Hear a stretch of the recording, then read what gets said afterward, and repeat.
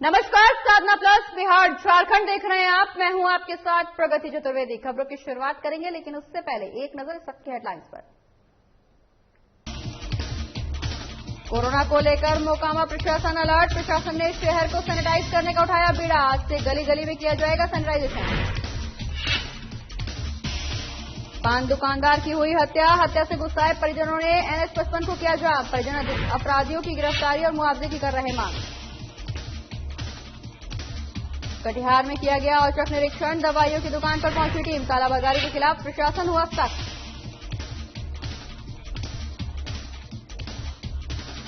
समस्तीपुर में alert mode पर जिला प्रशासन। लगातार बढ़ रहे कोरोना के मामले। 2300 से ऊपर एक्टिव केसेस।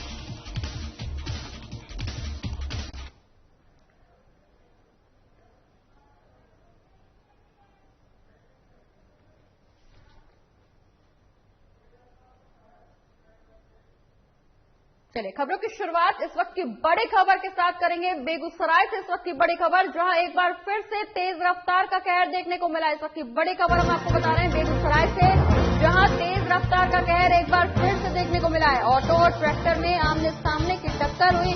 वहीं दुर्घटना में 4 लोगों की मौत और 2 लोग गंभीर रूप से घायल बताए जा रहे हैं। इस वक्त की बड़ी खबर बेगूसराय से, जहां एक बार फिर से तेज रफ्तार का कहर देखने को मिला है। बता दें कि ऑटो और ट्रैक्टर में आमने सामने की टक्कर हुई। साहेबपुर कमाल थाना क्षेत्र के रघुनाथपुर की एक घटना, जहां एक बार फिर से तेज रफ्तार का कहर देखने को मिला। ऑटो और ट्रैक्टर में आमने सामने टक्कर हुई, जिसमें 4 लोगों की मौत, 2 लोग गंभीर रूप से घायल।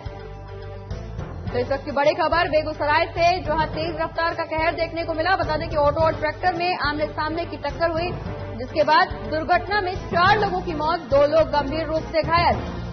साहेबपुर कमाल थाना क्षेत्र के रघुनाथपुर का ये पूरा मामला, जहां एक बार फिर से तेज रफ्तार का कहर देखने को मिला है।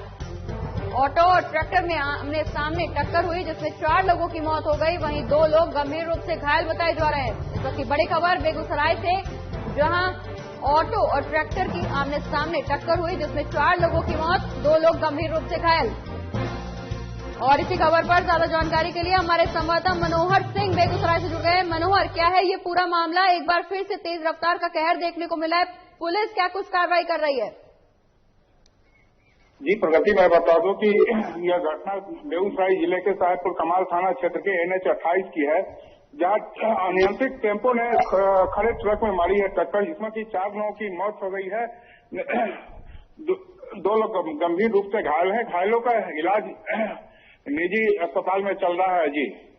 जी मनोहर, जैसा कि आपने बताया कि इस दौरान 2 लोग गंभीर रूप से घायल हैं। घायलों की क्या कुछ मौजूदा स्थिति है? परिजनों का क्या कुछ कहना है? यह घायलों की स्थिति अभी भी नाजुक बनी हुई है। सभी लोग खगड़िया जिले से आ रहे थे, लौट के कताने स्थान गए थे दूध का धार देने, वहां से लौट के आ रहे थे। उसी दरमियान साहेबपुर कमाल में NH 28 के किनारे यह घटना घटी, जहां की टेम्पू चालक ने अचेतित होकर ट्रक में ठोकर मारी, जिससे घटनास्थल पर ही 4 की मौत हो गई है। 2 की स्थिति काफी नाजुक बनी हुई है, जिसका इलाज बेगूसराय के एक निजी नर्सिंग होम में चल रहा है। जी प्रगति।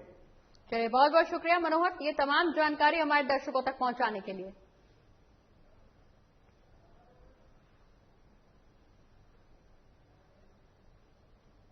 और अब बात पटना की करेंगे, जहां मुख्यमंत्री नीतीश कुमार ने मुख्य सचिव अरुण कुमार सिंह की कोरोना संक्रमण से हुई मौत पर शोक और गहरी संवेदना व्यक्त की है। वहीं कैबिनेट की बैठक में मुख्य सचिव के निधन पर शोक व्यक्त करते हुए 1 मिनट का मौन रखा गया। आपको बता दें कि उनका अंतिम संस्कार राजकीय सम्मान के साथ किया जाएगा। वहीं मुख्यमंत्री ने अपने शोक संदेश में कहा कि अरुण कुमार सिंह साल 1985 बैच के बिहार कैडर के IAS अधिकारी थे। वो भारतीय प्रशासनिक सेवा के एक कुशल प्रशासक भी थे।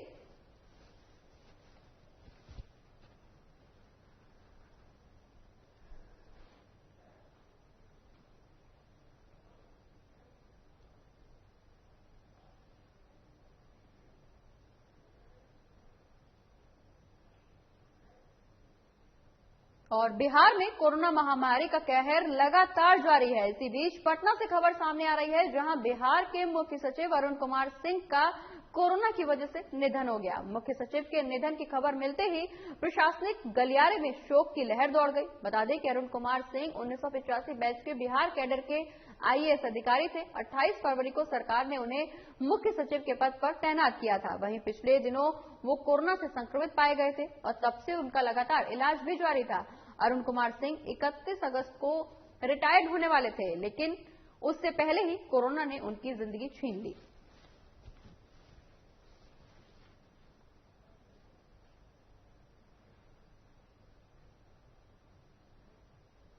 बढ़ते हैं आगे और अब बात बेगूसराय की करेंगे, जहां बीती रात कोरोना संक्रमित 6 मरीजों की एक साथ मौत हो जाने के बाद स्वास्थ्य विभाग और अस्पताल प्रबंधन पूरी तरह से लाचार दिखाई दे रहा है। एक तरफ जहां मृतक के परिजन गुस्साए हैं और अस्पताल प्रबंधन पर लापरवाही का आरोप लगा रहे हैं, तो वहीं परिजन का कहना है कि पिछले 18 घंटे से कोरोना संक्रमित एक मरीज का शव सदर अस्पताल के मुख्य द्वार के ठीक सामने एम्बुलेंस में पड़ा हुआ है और एम्बुलेंस चालक एम्बुलेंस छोड़कर फरार है, जिसकी वजह से दिक्कतें आ रही हैं। वहीं वजह चाहे जो भी हो, लेकिन अस्पताल प्रबंधन की भी पूरी लापरवाही इस वाकये में साफ तौर पर दिखाई पड़ रही है।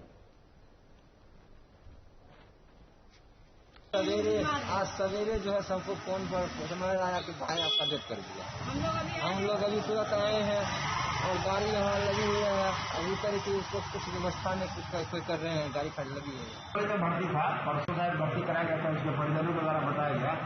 वो पेशेंट का जो है कल से जो वहीं पर उसकी मृत्यु हो गई थी, वहाँ से यहाँ भेज दिया गया। पर उनके परिजन को फोन किया गया था, किसी भी परिजन के उनके परिजन से किसी ने भी फोन नहीं उठाया। अभी वो कह रहे हैं कि हमको नहीं मालूम है, मुखिया जिसके द्वारा पता चला है, और तो फोन से उनको बार बार कॉन्टैक्ट करने की कोशिश किया, वो नहीं आए। तब उसने मेरे पहले से बॉडी को यहाँ भेज दिया गया है, जबकि यहाँ भेजना कोई उचित नहीं विचार पड़ता है, क्योंकि पेशेंट जब पेशेंट एक्सपायर कर जाए तो उसी को जिससे प्रोटोकॉल होता है कोरोना के प्रोटोकॉल से उसको लपेट के उसको पेशेंट के परिजन को जहाँ पर उनका ले जाना चाहते थे वहाँ पर चूँकि परिजन नहीं आया, इसीलिए हमको लगता है कि नहीं पड़े वाले ने यहाँ भेज दिया। गुमला में अपराधियों के हौसले लगातार बुलंद होते जा रहे हैं। घटनाओं को रोकने में पुलिस नाकाम साबित हो रही है। ताजा मामला गुमला जिले के बसिया अनुमंडल मुख्यालय स्थित पावर ग्रिड से सामने आया, जहां तोरपा विधायक कोचे मुंडा के साले संतोष मुंडा की अज्ञात अपराधियों ने गोली मारकर हत्या कर दी। वहीं इस घटना के बाद क्षेत्र में दहशत का माहौल बना हुआ है। वहीं हत्याकांड की सूचना मिलते ही पुलिस दल घटनास्थल पर पहुंच गई है। वहीं शव को अपने कब्जे में लेकर पुलिस मामले की तहकीकात में जुटी हुई है।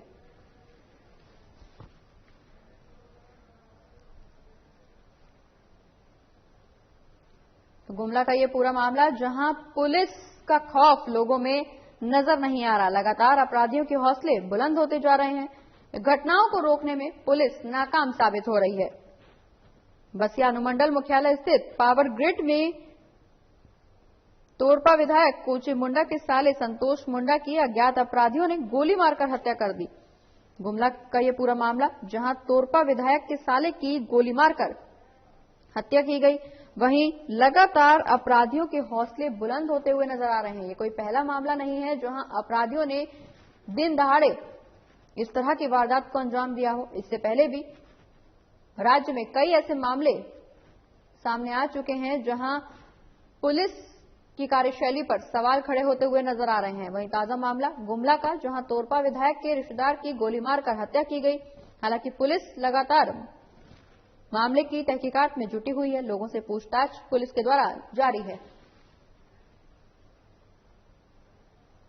पूरा देश जहां कोरोना की मार झेल रहा है, वहीं पतरातू क्षेत्र में भी कोरोना अपने चरम पर है। ऐसे में लोग इलाज के लिए उचित अस्पताल की तलाश कर रहे हैं। ये पतरातू क्षेत्र के लिए दुर्भाग्य की बात है कि पीवीयूएनएल जैसी बड़ी कंपनी के तहत संचालित अस्पताल में भी कोई कोविड वार्ड नहीं है, जबकि क्षेत्र में कोरोना के मरीज काफी संख्या में बढ़ते जा रहे हैं। मगर इसके उलट यहां के प्रबंधन और खुद मुख्य चिकित्सा पदाधिकारी डॉक्टर रेणु का साफ तौर पर कहना है कि इसकी कोई जिम्मेदारी हमारी नहीं है, ये मेरे कार्यक्षेत्र में नहीं है। अधिकांश लोग पीवीयूएनएल से ही शुरुआत में कोरोना पॉजिटिव हुए, फिर भी अस्पताल प्रबंधन और डॉक्टर अपनी जिम्मेदारियों से अपना हाथ खींच रहे हैं। अब देखने वाली बात यह होगी कि क्या ऐसी विकट परिस्थितियों में डॉक्टर रेणु और पीवीयूएनएल प्रबंधन अपने कर्तव्यों का निर्वहन करती है या नहीं।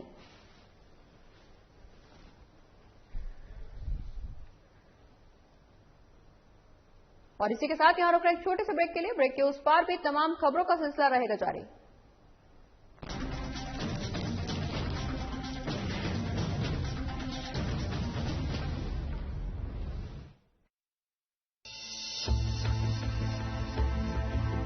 रामकृष्ण मिशन अस्पताल रांची में सेवा का एक सर्वोत्तम संस्थान। 7 दशकों से रामकृष्ण मिशन सैनिटोरियम में सभी बीमारियों का आधुनिक पद्धति से सस्ते दर पर इलाज। अस्पताल में अनुभवी डॉक्टर और कुशल नर्सें रखेंगी आपका विशेष ख्याल। सभी आधुनिक चिकित्सकीय उपकरणों से लैस 24/7 है सेवा में समर्पित। रामकृष्ण मिशन अस्पताल, खूंटी रोड, टूपुदाना, रांची, जिसका सेवा ही परम धर्म है।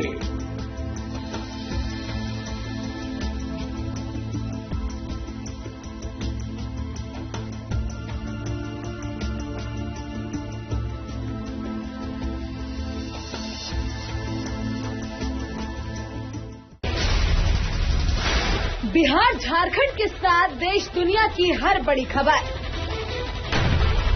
देखिए फटाफट अंदाज में शाम 7:30 बजे। खबरें सुपरफास्ट सिर्फ साधना प्लस पर।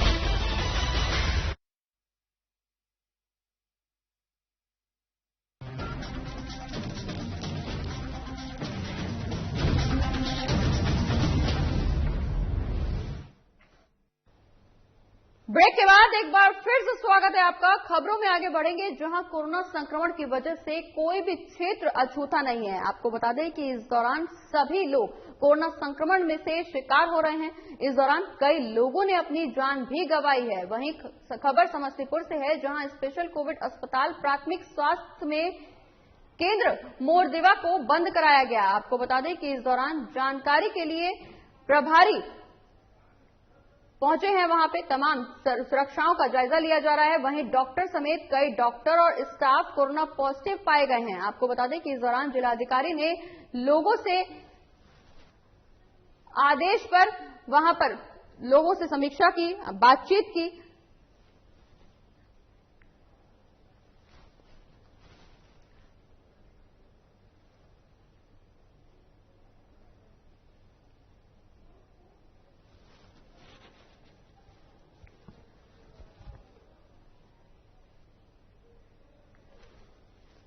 तो स्वास्थ्य केंद्र मोरदेवा में डॉक्टर और स्टाफ कोरोना संक्रमित पाए गए हैं, जहां समस्तीपुर में स्पेशल कोविड अस्पताल प्राथमिक स्वास्थ्य केंद्र मोरदेवा को बंद करा दिया गया है। जानकारी के लिए आपको बता दें कि प्रभारी डॉक्टर समेत कई डॉक्टर और स्टाफ कोरोना पॉजिटिव पाए गए हैं। जिलाधिकारी के आदेश पर वहां भर्ती सभी मरीजों को दूसरे अस्पताल में शिफ्ट किया गया। हालांकि डॉक्टर और स्टाफ को Covid special centre Samastipur college में भर्ती कराया गया।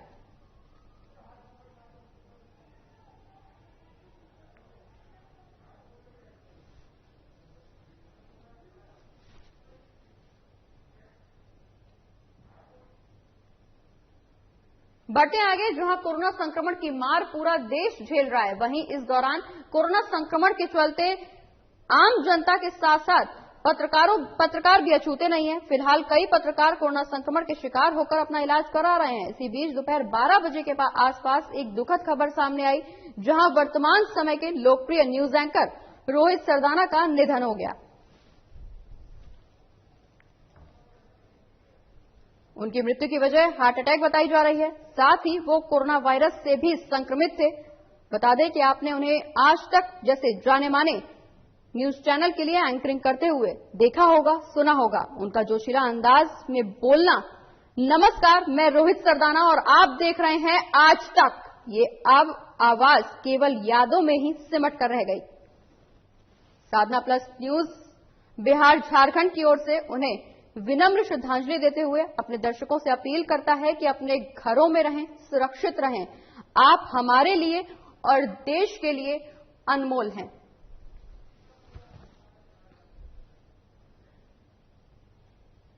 और इसी खबर पर हमारे साथ बिहार झारखंड के स्टेट हेड दीपक ओझा जी जुड़ गए हैं। दीपक जी, लगातार कोरोना संक्रमण बढ़ता जा रहा है और ऐसे में पत्रकार जगत के लोग जाते जा रहे हैं, जो पत्रकार जगत के लिए काफी बड़ी क्षति होती जा रही है। ताजा जो खबर, जो दुखद निकल करके सामने आई, कोई शब्द नहीं है मेरे पास रोहित सरदाना को किन शब्दों में याद किया जाए।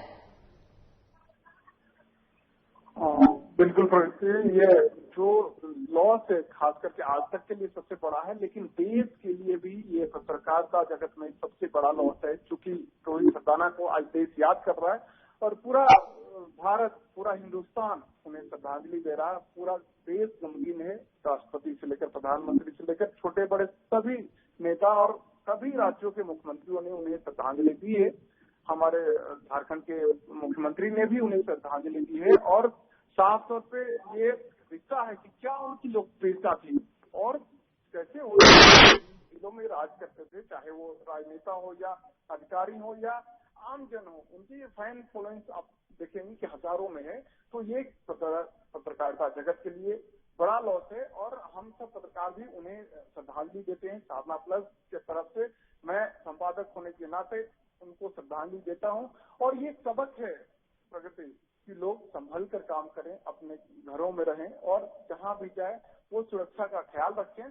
क्योंकि रोहित सरदाना कुछ दिन पहले कोरोना से संक्रमित हुए थे, घर पर थे, लेकिन कल अचानक उनकी तबीयत बिगड़ी और उन्हें दिल्ली नोएडा के मेट्रो अस्पताल में भर्ती कराया जाता है और सुबह हार्ट अटैक से मौत हो जाती है। तो ये बहुत बड़ा सदमे वाला बात है और रोहित सरदाना किसी पहचान के मोहताज नहीं थे। पत्रकारिता जगत में सबसे बड़ा नाम, यूं कहें कि 1 to 5 में ये आते थे, तो सभी आज उन्हें याद कर रहे हैं और ये पत्रकारिता जगत के लिए सबसे बड़ा लॉस है प्रगति। दीपक जी, जैसा कि आपने बताया कि रोहित सरदाना किसी परिचय का मोहताज नहीं थे, जोशीले अंदाज से भरपूर और सभी से कुशल मिलकर के चलने वाले व्यक्तित्व के इंसान थे। उनका जोशीला अंदाज ऐसा कि एंकरिंग करने के लिए कई लोगों के वो आइडियल भी माने जाते थे। इस दौरान पत्रकार जगत से ऐसी खबर सामने आना जो पत्रकारिता को झकझोर कर रख देती है। कई लोग उनको आइडल मानते थे, उनके नक्शे कदम पर चलना चाहते थे। उन्हीं में से हम सब भी एक हैं जो उनको काफी टाइम से फॉलो कर रहे हैं और ऐसी खबर निकल करके सामने आना कहीं ना कहीं हमारे लिए भी अपूर्णीय क्षति है। बिल्कुल बिल्कुल, आपने सही कहा। यदि उनके करियर के बारे में जानेंगे आप तो ये इसी को कहते हैं अर्थ से अर्थ तक जाना। उन्होंने एक रेडियो जॉकी के रूप में अपना करियर शुरू किया था और ऑल इंडिया रेडियो में वो अनाउंसर के तौर पर अपनी आवाज को जन जन तक पहुंचाए। उसके बाद उन्होंने ईटीवी ज्वाइन किया। ईटीवी में कुछ दिन काम करने के बाद उन्होंने सहारा समय ज्वाइन किया। सहारा समय के बाद वो जब ख्याति प्राप्त करने लगे, ये उनकी चढ़ाव का समय था प्रगति। उसके बाद उन्होंने जी न्यूज ज्वाइन किया। जी न्यूज में भी एक बड़ा पॉपुलर शो उनका रहा और उसके बाद आज तक में वो जब आए तब से उनकी आवाज लगातार गूंजती रही और उनके फेवर के लोग कायल हो गए, चाहे वो राजनेता हो या अधिकारी। कई राजनेताओं को आपने देखा होगा कि उनके सवाल के भार के आगे वो उपस्थित हो जाते थे और स्टूडियो छोड़कर भी चले जाते थे, ट्वीट लेते थे। तो आप ये कहें कि एक हिंदी पत्रकारिता के तेज तर्रार एंकर को हमने खो दिया है और आज तक का प्राइम शो जो 5 बजे का था वो आज से थम गया। यूं कहें कि रोहित सरदाना की आवाज थम गई। अब कोई नहीं सुनेगा कि मैं हूं रोहित सरदाना। जी, अब कोई नहीं सुन पाएगा रोहित सरदाना की वो जोशीली आवाज जिसमें जोश भर देते थे, दर्शकों में एक रुझान पैदा कर देते थे अपनी एंकरिंग से, जो दर्शकों ने अब ऐसा बेहतरीन एंकर अब खो दिया है। जैसा कि आपने उनके अर्श से लेकर के फर्श तक की कहानी के बारे में बताया कि किस तरह से उन्होंने बहुत छोटे स्तर से शुरुआत की थी, काफी लोगों के लिए वो प्रेरणा का स्रोत भी थे और एक के बाद एक मुकाम हासिल करते हुए जा रहे थे। वो इतनी कम उम्र में जिंदगी की जंग हार गए। उनके परिवार की अगर हम बात करें तो उनकी 2 छोटी बेटियां भी हैं जिनके साथ वो लगातार वीडियो शेयर करते थे, ट्वीट के माध्यम से जनता तक अपने परिवार के बारे में भी बताते थे। कैसे हमने इससे पहले भी देखा है कि पिछले कोरोना काल में उन्होंने अपनी बेटी के साथ में वीडियो शेयर किया था जिसमें वो गायत्री मंत्र सिखा रहे थे अपनी बेटी को। बिल्कुल प्रगति, ये तो परिवार के लिए सबसे बड़ा लॉस है, उसकी भरपाई हो नहीं सकती। और उन 2 छोटे जो नन्हे मुन्ने बच्चे हैं उनके लिए तो आज भी इंतजार है कि पापा कब आएंगे। ये शब्दों में बयां करना बहुत कठिन है। उनको भगवान शक्ति दे उनके परिवार को इस दुख को सहन करने के लिए। तो उनके परिवार क्या, आज पूरा देश मर्माहत है, हम सब मर्माहत है और ये उनके आत्मा को भगवान शांति दे, ईश्वर शांति दे, इसकी कामना करते हैं।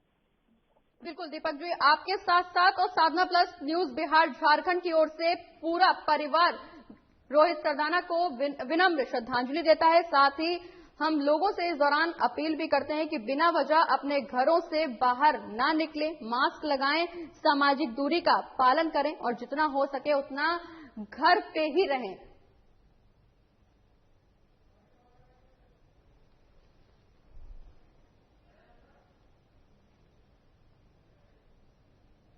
बढ़ते आगे, जहां गुमला जिले के घाघरा थाना क्षेत्र के धोबीगढ़ा में 20 साल के विमला कुमारी की हत्या के मामले में पुलिस ने कामयाबी पाई है। आपको बता दें कि हत्या के आरोपी उसके चाचा को गिरफ्तार कर जेल भेज दिया गया है। वहीं इस संबंध में एसडीपीओ मनीष चंद्र लाल और थाना प्रभारी आकाश पांडे और केस के जांच अधिकारी कौशलेंद्र कुमार ने प्रेस कॉन्फ्रेंस कर बताया कि ये पूरा हत्या प्रेम प्रसंग को लेकर हुआ। वहीं पुलिस की पूछताछ में आरोपी ने अपना अपराध भी कबूल लिया है। बता दें कि इसके बाद कोरोना जांच की गई तो उसके बाद आरोपी को जेल भेजा गया।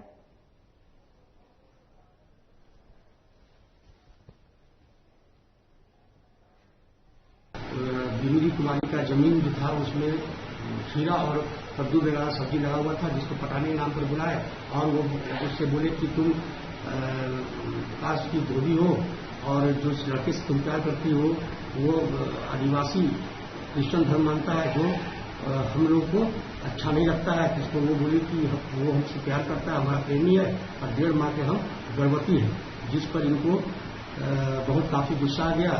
तब ये पूर्व में ही वहां पर छुपा कर रखे कटार से चलाया, जिससे उसका बायां हाथ लगा, वो भागने लगी तो ये पुनः दोबारा कटार चलाया, जिससे उसके मुंह में लगा, जिससे उसका हाथ टूट कर गिर गया और खदेड़ कर उसको पटक कर गला रेत कर हत्या कर दी और वहां से ये हथियार धारी फेंक कर भाग गए।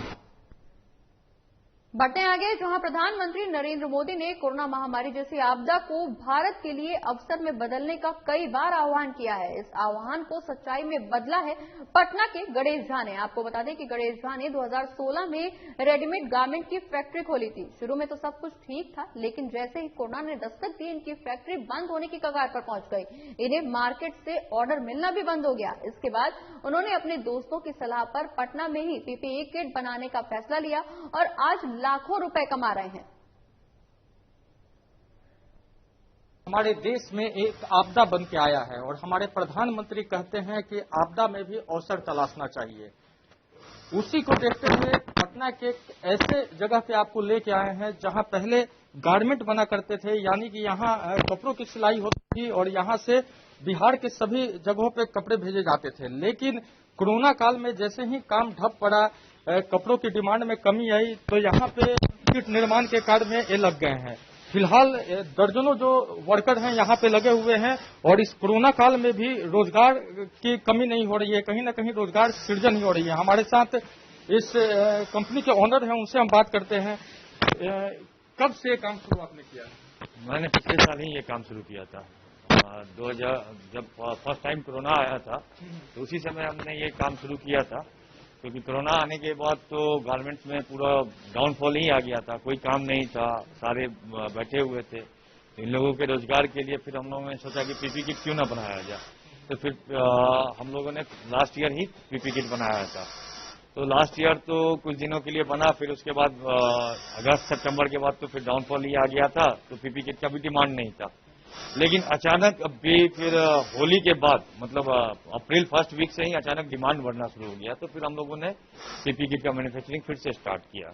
तो ये पीपी किट जो मैन्युफैक्चर यहाँ पे होता है, कहाँ कहाँ सप्लाई इसकी होती है? बिहार में होती है, पटना में, दरभंगा, मधुबनी, भागलपुर, ये सब सारे जिलों में जा रही है। बिहार के सभी जिलों में होती है। पिछले साल जब कोरोना आया था तो देखने को मिल रहा था कि पीपी किट की भारी कमी हो गई थी, बाहर से मंगाना पड़ रहा था।